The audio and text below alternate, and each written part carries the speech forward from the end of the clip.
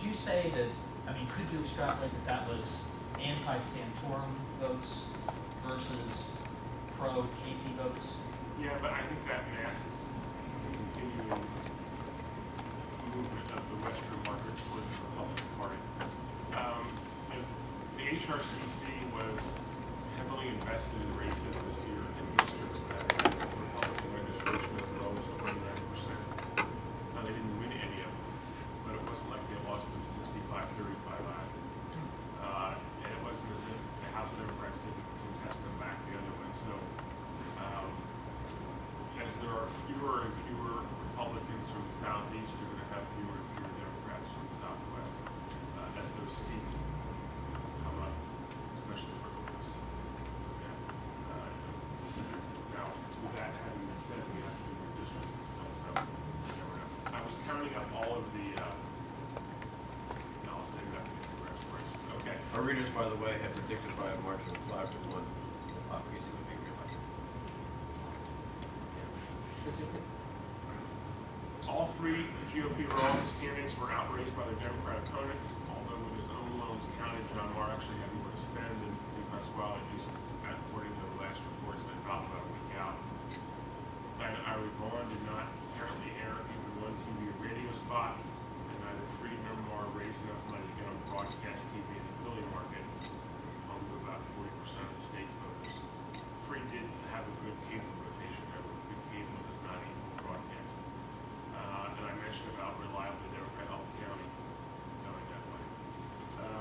Kathleen Kane led the ticket in Pennsylvania that got just over 3,020,000 votes. Although again, that might get more as the final things come in. As I wrote in Peg Alert, you know, sometimes you're the windshield and sometimes you're the bug. And this year, unfortunately, Dave Freed was the bug. I think a whole host of events came together to help Kathleen Kane, the first woman thing, the first Democrat, the anti kind of Sandusky/State College, Penn State University, rather, feeling some of the electorate vis-a-vis the governor. So she ran well ahead of everyone else, including the president. That is quite remarkable. Jean Pasquale will now cause you some angst. There'll be an open, there'll be a special election in his district in a couple of months. He won with under 50% of the vote because the Libertarian got almost 4% of the vote in this race. Spencer Summers, who ran for Senate in 2004 as the Libertarian candidate, has run for something else since then as well. And then Diana Irie Vaughn got 44%, and again here, the Libertarian, whose name escapes me, also got 3% change. In terms of bang for buck, Diana Irie Vaughn did pretty good. I expect so little money. Okay, I would say that, you know, our readers, 62% have predicted the Kathleen Kane win, 72% thought John Marr would win, 82% were sure that Robert Ford would be reelected. So, you know, fairly safe bet. To go back for a minute to Eugene DePasquale's, and this seat's pretty Democratic in terms of his registration. Anyone heard anything yet about people waiting in the wings or candidates, or got any solicitations yet? They will be coming. You know, the seat isn't open until he resigns. One would presume he won't resign until he's sworn into the new office. And then the minimum would be 60 days. So my guess, and without having talked to Samson about it, I think that look for a primary, kind of special election. There'll be one or two. There's also one for Maximin. Well, for both the special elections, will that be under the new district lines approved by the courts or under the existing district lines? If they haven't yet approved new lines, they'll have to be under the old lines because they're the only ones that are around. Once they're approved, then those districts take effect immediately. First question for you on the Libertarian vote. Do you have any sense as to how, absent a Libertarian candidate, how those voters might have broken?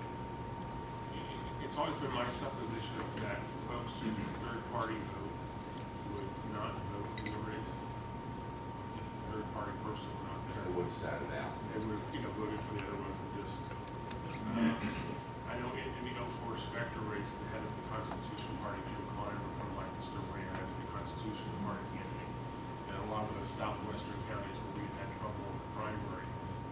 6, 7, or 8%. Now he averaged out to like 4 in the whole state. But so my thought is those folks, you know, didn't want to vote for us and didn't want to vote for anyone else, so they just would have skipped the past. But there's not ever been a lot of research done because it's always such a small percentage.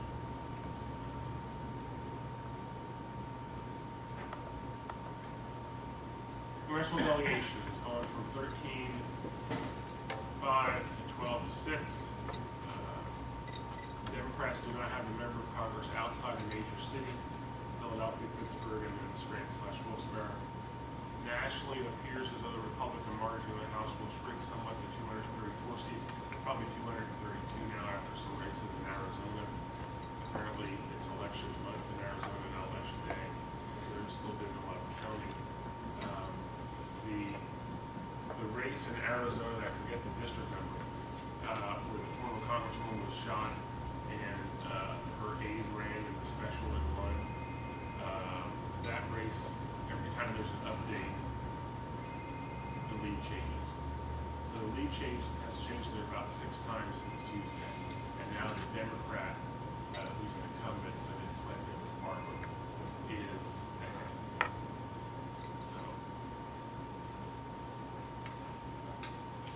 Mike Kelly didn't have much of a race, and it showed. Scott Perry didn't have much of a race once he got past his primary. You can see there that the 2 independent candidates got nearly 6% of the vote. 6th District, Jim Burlock had his second easy election in a row, so I'm sure he hopes manager that he continues to run. Pat Meehan almost hit 60, so it's going to be tough to challenge him because that district's so hard to get any traction in. 8th District, which was supposedly the Democrats' big chance to upset an incumbent, they really didn't come close. Book Farr, who has now lost races for County Row Office, Commonwealth Court, and Congress. I don't know what she runs for next, but they had a couple third-party groups in here banging on Fitzpatrick. They raised a bunch of money. She was a very adept fundraiser for Congress. The DCCC did not invest any money in this race or the other races in the Southeast. And he has term limited himself. So the question now is whether the Democrats will go after him in 2014, because he said that would be his last term. One thing to notice, we're in the Southeast where they voted for the president at the top of the ticket and Bob Casey. And you read a lot of these articles, and particularly the tweets, where that it's only 144 characters, so I'll give them credit there. But we're saying, oh, this is proof that Pennsylvania's a blue state. Yeah, and then you go down ballot, and it's a red state. So, what color we are depends on your level of analysis. And you can remember back, so the presidential in 8 was one thing, and then the gubernatorial in 10 was another. The way the state went this time doesn't mean anything necessarily about 14, for instance. And in the Southeast, down ballot candidates, Republicans can still win. This is the district where when I told you about the split proportionally, where there was a flip, Meehan carried this district, but in my cursory glance of trying to put together votes from the disparate parts that make the 7th, I believe the president won the 7th. So this would be a district where the Republican, even if he won the congressional race, would not have gotten the vote proportionally. Tom Reno is in a pretty safe district, and it showed his credit. Fiscolo made a TV ad and actually got it aired. Lou Barletta fended off a spirited race from Gene Stilton as a political pig. Still ran okay in this part of the district, but got swamped in the central and northern parts of the district. Pig is available for holiday parties. Keith Rothfuss is the new addition to the congressional delegation. This race had $10 million spent in it by outside groups, not by the campaigns, but by the outside groups. So I have a saying these days that a lot of times when these outside groups come in, candidates become, sometimes just spectators at their own election. This is definitely one that went that way. So he was able to I think do pretty well in Canterbury County. If you remember in the primary, Fritz beat Altmaier by getting 91% of the vote in the Cambria and Somerset parts, which as I've said before, is just remarkable. In last week in Cambria County, Fritz won handily, but it wasn't even 2-1. It was close, but not quite. And Rothfuss won the Somerset County portion, which is a Republican portion. He won Allegheny. He lost Beaver very closely. Beaver County is the only county that's entirely in this district.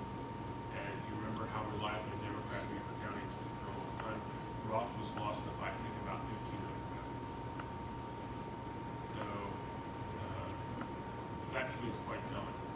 Poor Mark Fritz, I've never met the man, but given what he had to do in the primary, what he did in the general, he certainly has my respect.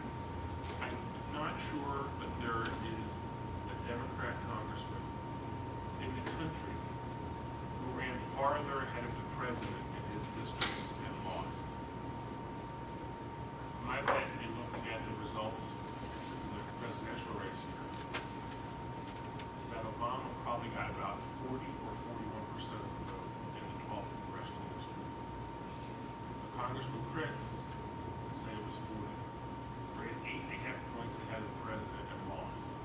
In most districts in the country, if you're rated 8.5 points above that, I think you can be in the high 50s. Okay, this guy is going to look for a huge job. Speaking of which, though, if you're working congressional issues, remember, these people are still in office for the lame ducks. We have 3 lame ducks in the lame duck session: Tim Holden, Altmaier, and Fritz. So if you're looking for votes, it might be worth talking to them.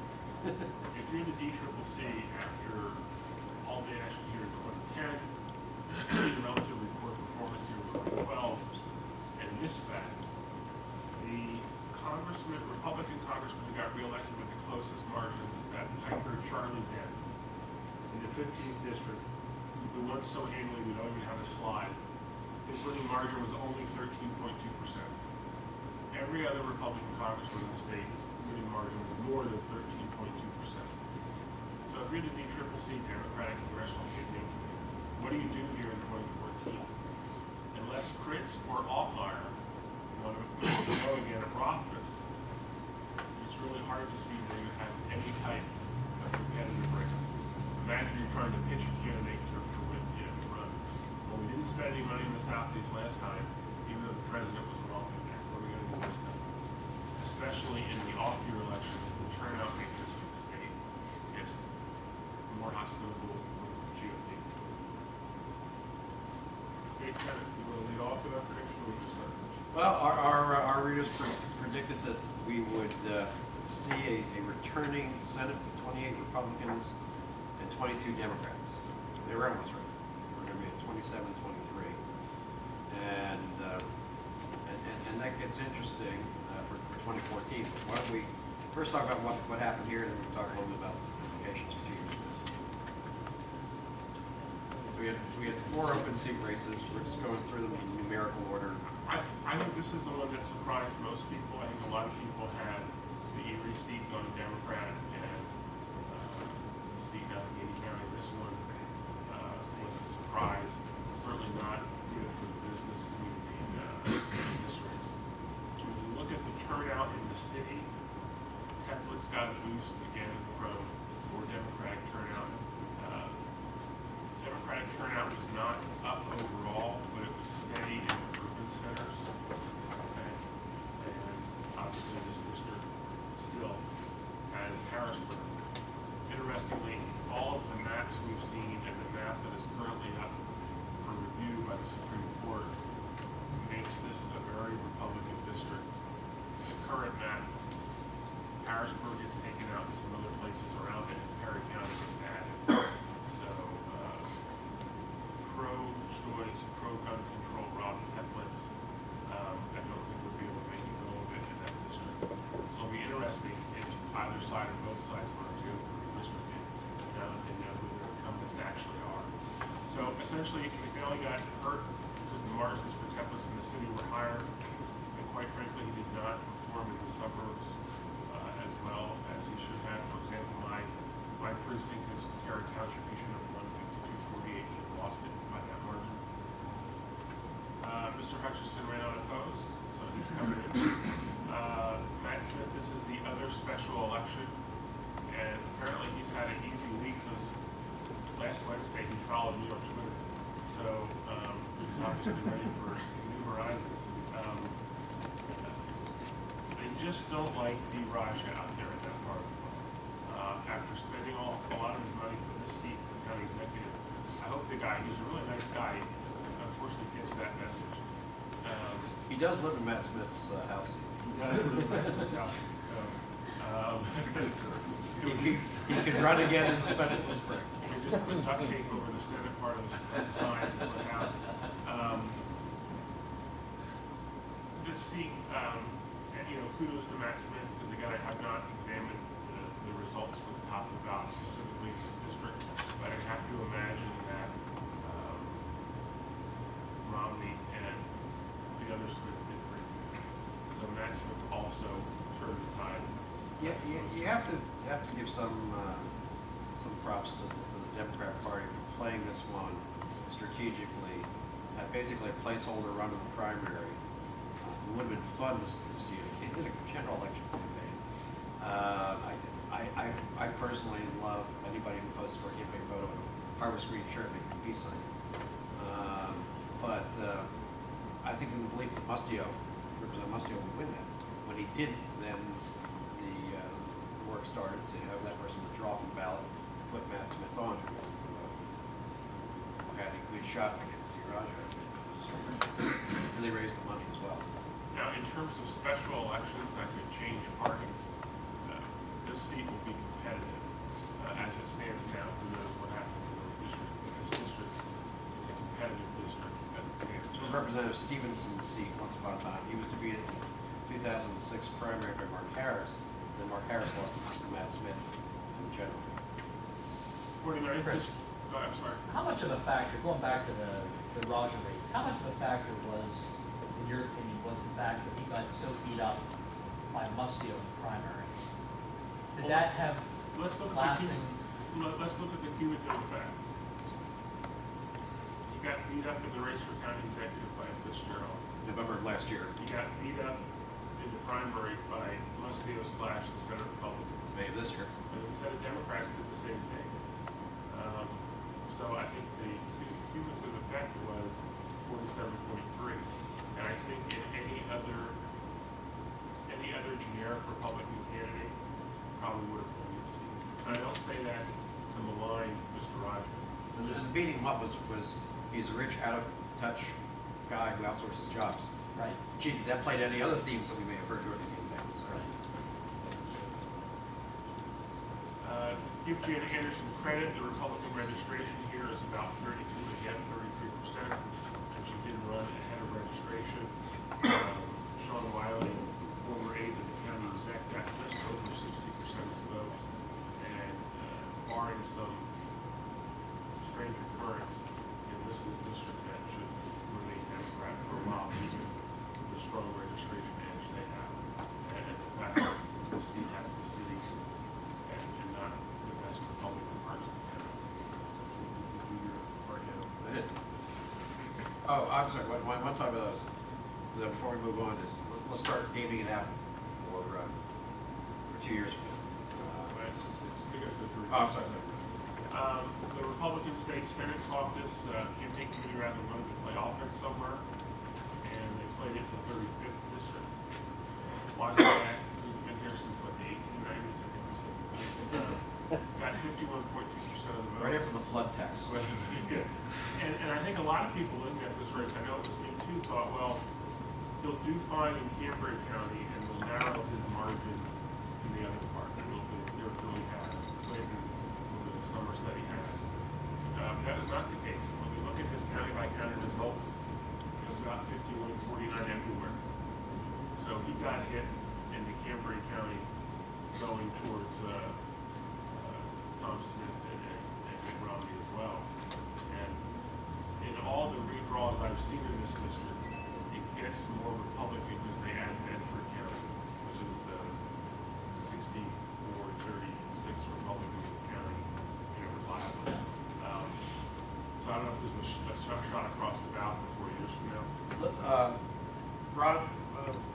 Okay. Want to retell a story that you told me about how John Wozniak got here initially? Sometimes the history is useful. Oh. The UC It vote? was that when, I think then he took Murtha's seat, when Murtha went to Congress. I think Wise was elected to the House, and then he moved to the Senate. Okay, maybe I'm confusing the seats. I thought someone told me, I thought it was you, that there's an incumbent woman in the seat who cast a vote that she was told that she didn't have to cast on unemployment compensation or workers' compensation. On the wrong seat. I have a lot of old stories, that That's wasn't not it. mine though. You Never can keep mind. it if you want, we'll give it to you. You Yeah. can- I'll make one up.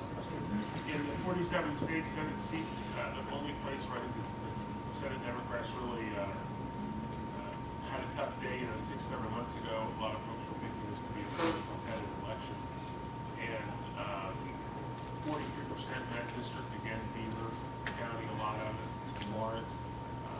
It shows you how much things have changed in Beaver County in that part of the world in the last 10 years. Okay. Now, and I'm sure a lot of you gave this out already, but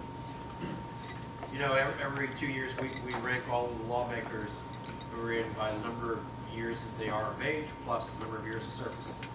For 2014, individual number 1 is Stu Greenleaf, who is up for re-election,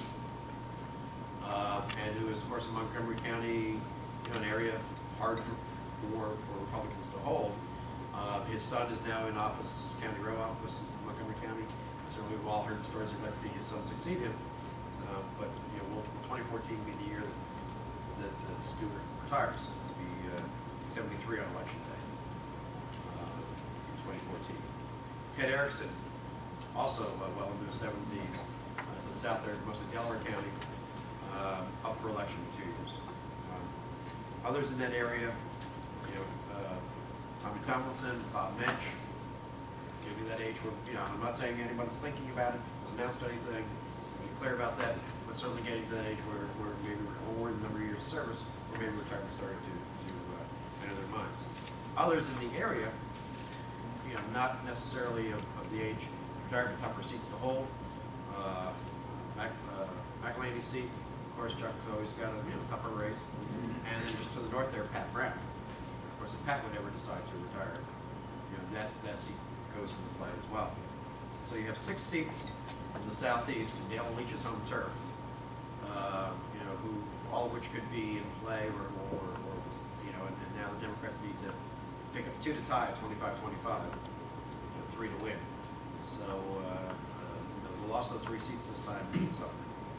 Republicans, of course, have held the Senate, with the exception of 2 years from 92 to 94. They've held since 1980. So it's been a long run. But 2 years from now is going to be quite a test. Because by coincidence, the seats that are tougher to hold in the southeast are all up together. Now, the flip side of that are potentially vulnerable Democrats in the Southwest, where we're seeing the trend of the Republican, whether that be Senator Solebay, Furlow, Senate. Again, when you look at the results in races in those territories in the last couple of years, Republicans are winning and Democrats are losing.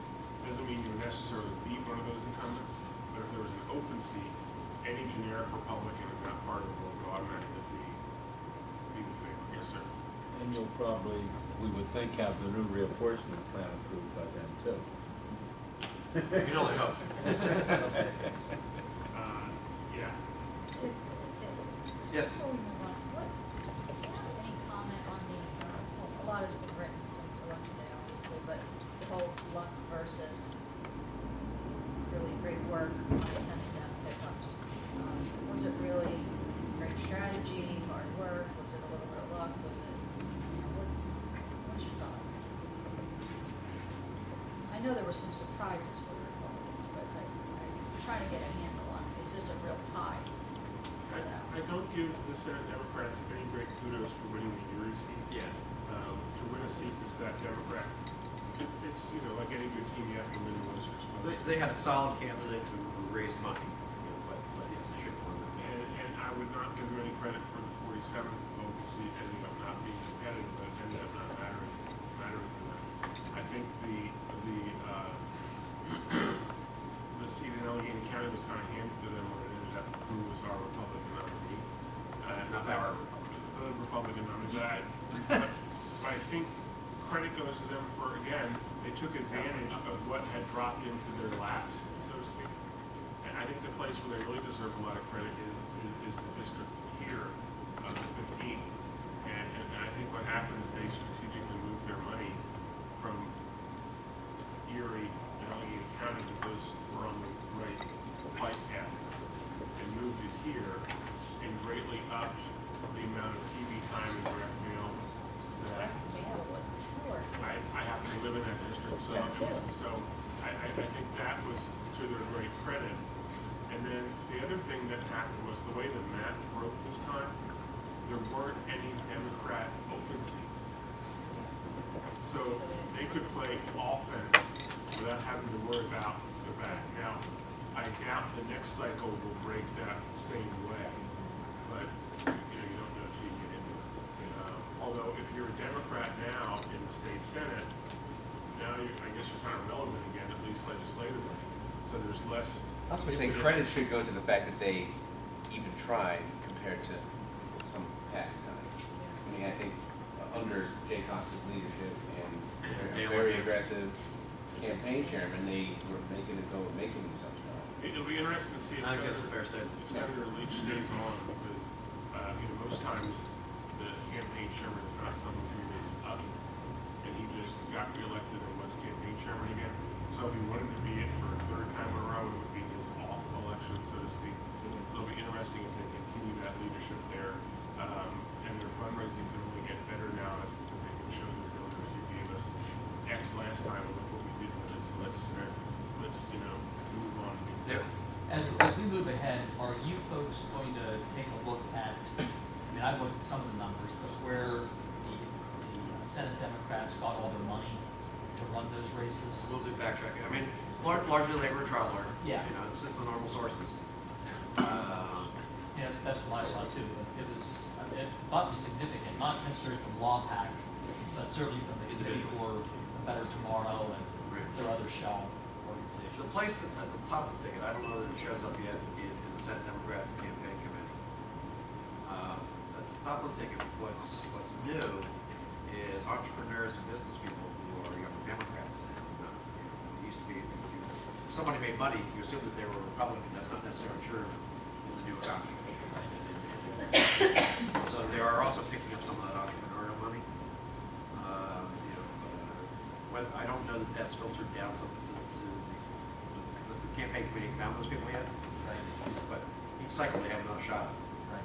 The other advantage they had fundraising, and the Republicans had that as well, was on the spend side.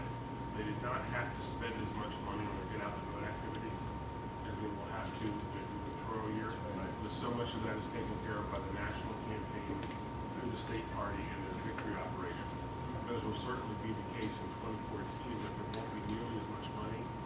So especially on the Democrat side, where they just kind of done you for whatever you're running for, you owe us $25,000 or $50,000, whatever. There'll be more of that sucking the money out of them. Whereas this time, so much money from the Obama campaign and OFA, there's less impetus to have to put that money up because there was so much happening on the other side. So what will be interesting on the national level is what the president and his political team do with OFA, which was Organizing for America, which became Obama for America, which has been kind of a shadow organization along with the DNC to really keep the Obama volunteers engaged and moving along. The focus on get out the vote.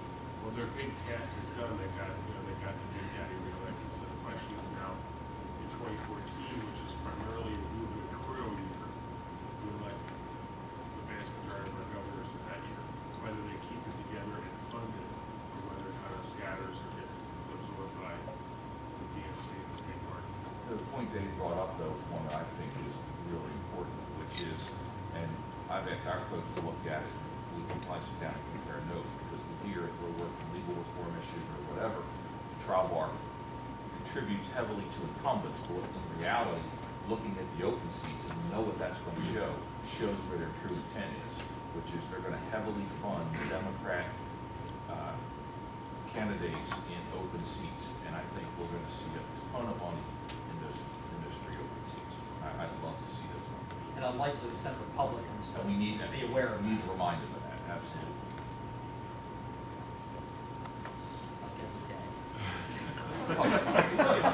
Put a big blinking sign on your forehead. AM, PM, you know, trigger. Moving on to the State House, as things stand now, it looks like each party picked up one seat. Republicans picked up the Bud George seat, Democrats picked up Mr. Quigley's seat in Montgomery County, who lost a precinct in Pottstown by 600 votes, which was part and parcel of the Democrat turnout operation, as they went to places where their voters were, and that's where their voters were. So for all the money spent back and forth, it's kind of a status quo overall election. And it appears that no Democrat incumbents lost. It did do better than our predictions, though. The consensus average pick of the Pennsylvania Political Report readers was it would end up 108 to 95. So they're at least one better than that, probably two better, three better. I have not checked the count this morning. It's still the same. Is it still 36? Okay, thank you. As the votes are certified this week, so that's then when the losing side can determine if they want to fund a kind of a special look recount where you take a few and look for where they want to do the whole thing. Remember, if you want to recount, you have to pick the precincts, and it's $50 per that the challenging candidate has to put up front in cash for every precinct they pick if they want to recount. It's hard to imagine that with 36 votes, someone doesn't want to do a recount here. Give it all the money they put into the race already. What's another $50 per precinct? How many votes total in that district were cast? Again, you don't know. I want to say about 42 or 43,000, but I'm not sure. 131st district, Justin Simmons has put enough space between him and Mr. Dealey that I think this is a good question. 28,000 total. Dan? Yeah, back at the Sakona-Levdansky seat, do you know what the Obama-Romney vote was there? I don't. My bet is that if that was one place in that area that Obama did well, it was in some of those counties. Yeah, the Mon Valley traditionally pretty good. But I don't know. The reason I raised that is it may tell us if that was an anti-Levdansky vote or a pro-Sakona vote. By looking at Obama, you Right. might discern a little more about that other about that vote. Yeah, if David Green behind the president. In the third House district in suburban Erie, Ron Pizarro got nearly 54% of the vote. Did I mention he's dating Congress's daughter? Is there anybody who didn't get a phone call from him reminding you of that? Let's hope those things don't break up. In the open seat, what was then the open seat in Cascade District, Mr. Deweese's district, Cam Snyder, the Greene County Commissioner, won fairly handily. Again, that is a district that, absent the ethically challenged incumbent, was going to go back to where it has been before. Mr. Sankey, as we said, rolled over Mark McCracken, the incumbent county commissioner out there, by almost 61%. He is a good pickup for the business community going from Bud George to Mr. Sankey. Mr. Rossi got an impressive amount of the vote, even given that that district was as Democrat as it is. It's Mr. Billman, who had a tougher day with a smile. Get to know Mark Rotzi. We endorsed him. He's a small businessman. He was trying to say, he's trying to learn the labor lines just because they gave him money, obviously, in the race. But he doesn't know it. He doesn't subscribe to it. He's not going to, he's going to do what he has to do for that district and everything, but he is one that we can really talk to about a number of businesses. No, this is Dante Santonio. So it's about 65% the city and 35%.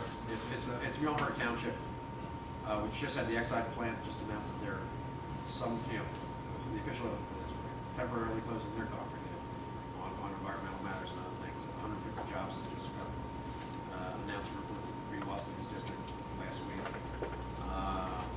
He's one we can talk to about taxes, and I think legal reform, transportation funding. Some of the labor stuff, straight up, hardcore, he's not going to vote for right to work state, but some reforms to UC, WC, maybe fixing prevailing wage to the for inflation, that kind of thing. We can talk about. Moving on now to some challenge races. Excuse me, in the 16th State House District. Kathy Coder, this is one of those districts I talked about before where the House Republicans were contesting races where the Republican registration was under 30%. This is one of those districts. So with Republican registration at 29%, she got 44. This district is about 45% Allegheny County. That portion, the last time I looked, she was tied or narrowly ahead. The rest, Beaver County, that's where Mr. Massey is, that's where he's from.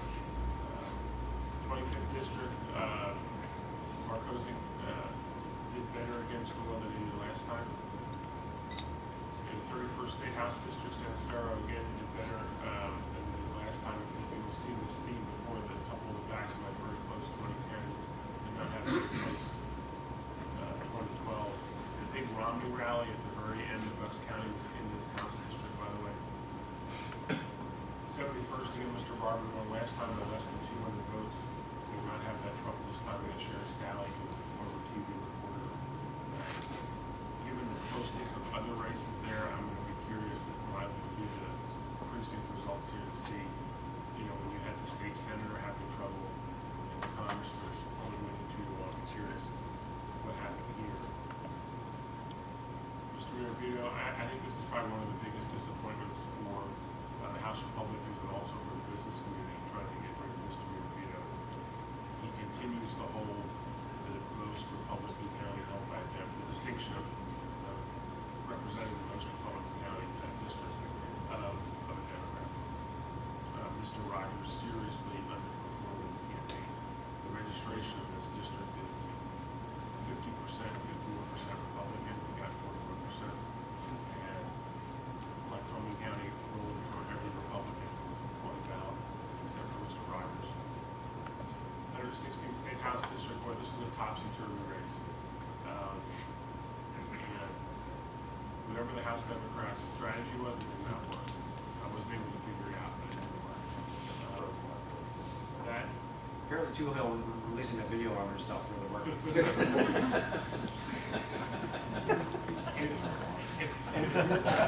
you're the House Democrat, how do you even recruit for this race next time? There can't be anything else worse about Tara Jewel that hasn't been out there yet. She's got 67% of the vote. You spent an enormous amount of money. So I think she's going to, unless she does something, really more recently bizarre, she would seem to be okay in that district. So we've established that the drugs are okay, riding was a camel was okay.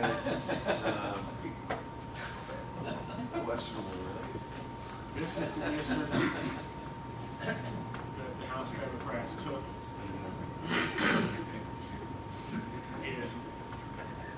in Montgomery County. Mr. Painter is the now state representative-elect.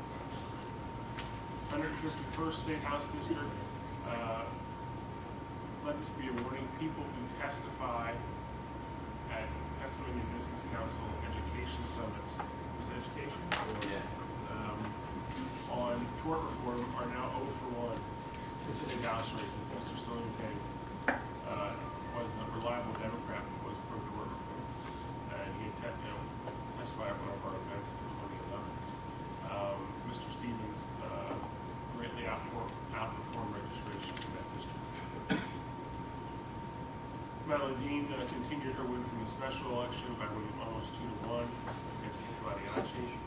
155th District, Becky Corbin, in terms of getting to know someone, she's a former staffer for both Schroeder and for Gerlach. So she comes into office not as your usual freshman, but as someone who has a good handle on things. She's kind of a chemist and an auditor by trade. So those of you who have issued clusters in that region, in that district, like all the Chester County districts, will get better regardless of how the redistricting ever happens. Because they put a new predominantly Democrat district in the Route 30 corridor, so all the Republicans around that will get better because they'll shift some of their worst towns into that district. Dan Truitt, 51.4%. This is a big effort for the business community, and even more so for Warren Camp. The final numbers that I've seen show that Camp won by a little bit less than what he did last time. He won by about 1,000 votes in one county. It's about 800 votes now. So there's a lot of money spent in this race, directly and indirectly by a lot of different folks. This was something that we helped on in terms of direct contributions by PECPAC and also some independent expenditures by Pennsylvania Business Council. Hopefully that helps in the continuing effort to get additional tort reform done. And again, if you're the Democrats here, this is really your best possible set of circumstances. An exact rematch in the exact same district. Going into 2014, like I said, all the Republican districts in Chester County will be better. Unless he decides to go again, you're not going to have someone built to name like a fundraising for housing. So those races should fall off of the scoreboard, so to speak. Joe Hackett and I'm sorry, Just another minute there. I was in Chester County. Which one? The Drucker. Sorry. With one of the Chester County local chambers, and they pointed out that Camp was still running against Drucker's statement that he would consider the tolling project on 41. Is that really a fact? Without having to see any polling, if you're using it for a second time, it had to have some vote. Because you got to remember, those folks in that district are on that road all the time. It's like the turnpike for us around here, even more. So I assume that would be something that would be hardly against. And my bet is the amount of money he spent, they probably tested it to see. Well, not paying more money to something they can't see. I don't know if there's ever a road project that has support before it's built. Once you get on it and see how much easier and faster it is, yes, but beforehand it's just, you know. I was just curious as to whether it was more power Well, rather than a single issue. the other thing about that particular issue, though, where there's probably some confusion with voters, both the Reading Eagle and the Pottstown Mercury, and I don't know about the Westchester paper, but they portrayed it as tolling the motorist to pay for a train line that would go from Reading to Valley Forge and then into the city. So those who go a short distance paying the tolls, others could take the train the long distance. It looked like they were going to be footing the bill for somebody's train, and we're going to just charge them to use the train. So I think as other variations of that theme came out of, we'll improve this road and everything like that, even with that road buckling this summer in the heat and it being closed down in one day back in June or July or something like that, it just, you know, they were told they were buying a train. And so I don't know, I'd read into it an infrastructure issue. Straight up. When we put this slideshow together, this was looking like a recount, but since then, Mr. Bonner has conceded. So unless there are any surprises as the vote gets certified later this week, Nick Lucosi, who was in his early 80s, has won another term. His district gets a little bit better in redistricting, but they're running out of places to slice and dice folks in Delco. Delaware County only gave Romney 39.8% of the vote. It was one of the three counties where Romney, where Obama did better in 2016.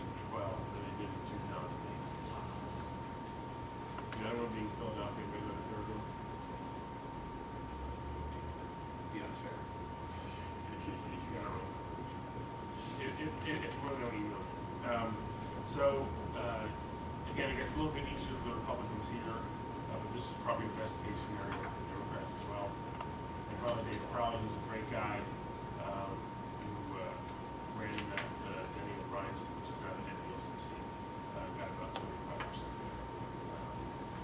That is the end of this election. Questions, discussion?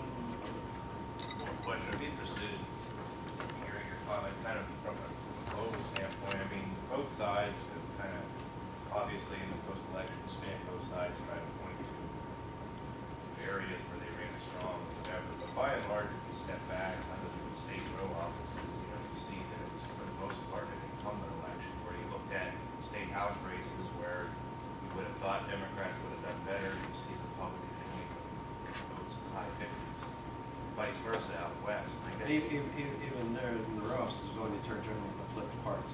Right, and so I guess I'd be interested, you kind of said at the beginning about, you made a comment about, depends on how you look at the houses or whether you're in the state, but I guess when you look at the vote that's coming out of Philadelphia, Delaware, and other counties, what is going on out west, Pennsylvania's really shifting to kind of like a little microcosm of New York State, where you got New York City and suburbs, the rest of the states.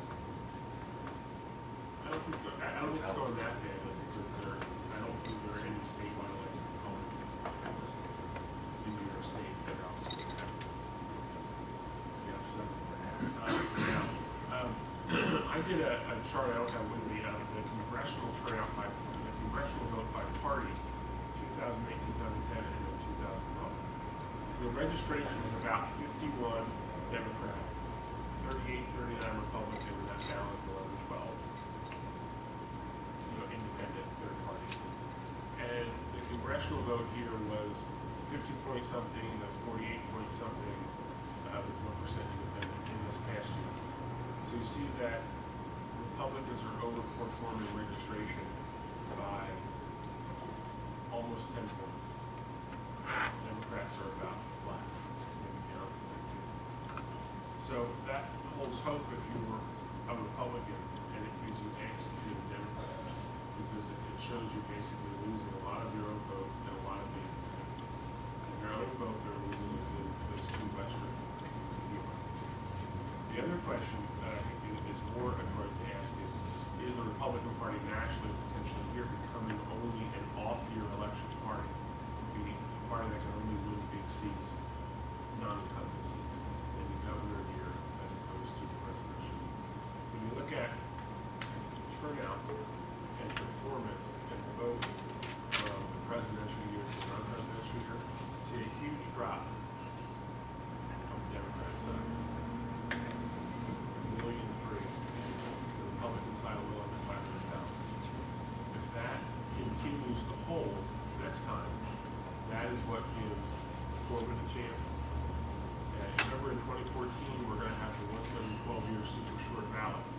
There's governor, half the state has state senate, and everyone has state reps. That's the only congressional. Well, I think I'm talking about plus it works. So there's no statewide besides No U.S. Senate race. no U.S. Senate. So it's a short ballot like 1990 was. So the question is whether, if that's a good year for Republicans because of turnout, but there's not a lot up, okay, then does that really change things at all? On the congressional side, I would say no. On the House and Senate side here, you gotta wait and see what the distribution is. Well, clearly, Republicans did a number on the congressional reapportionment maps, and so a lot of their successes probably, some of it contributed to that. Certainly margins, yes. Yeah. If you look at all those seats they dragged out of the southeast into Lebanon County, et cetera, the 6th got better, the 7th got better, the 15th got better. And they didn't move the 8th as much. That was more organic. Barletta.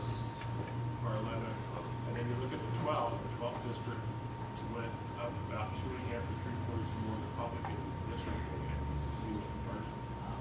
Roberts went from down a point and a half to up 2. Question on the Barletta race. Is it still under or out?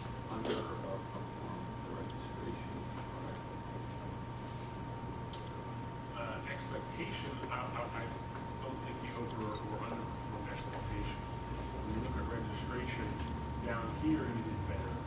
So you could say he was about average. The northern part of the district, he obviously underperformed, but he did raise any money, so it's hard to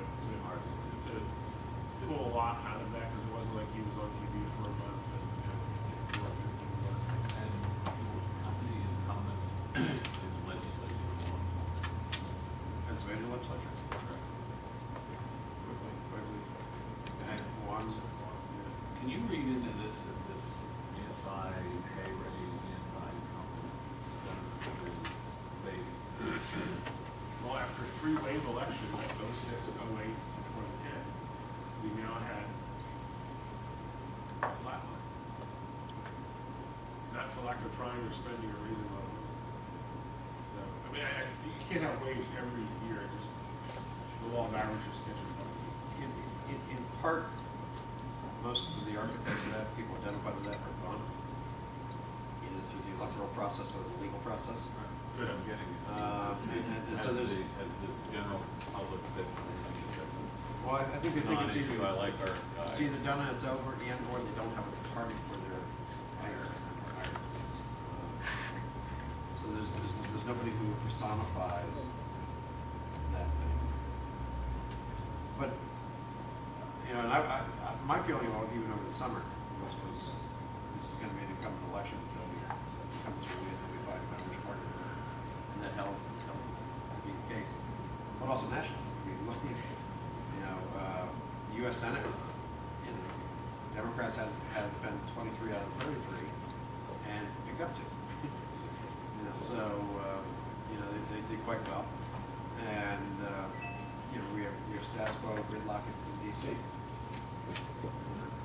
What did the U.S. House change? It's +2 Republicans. You know, No, the U.S. House was probably +7 Democrats. also but It's still they need 25, so it's still a comfortable Republican. yeah. So you see very little change anywhere.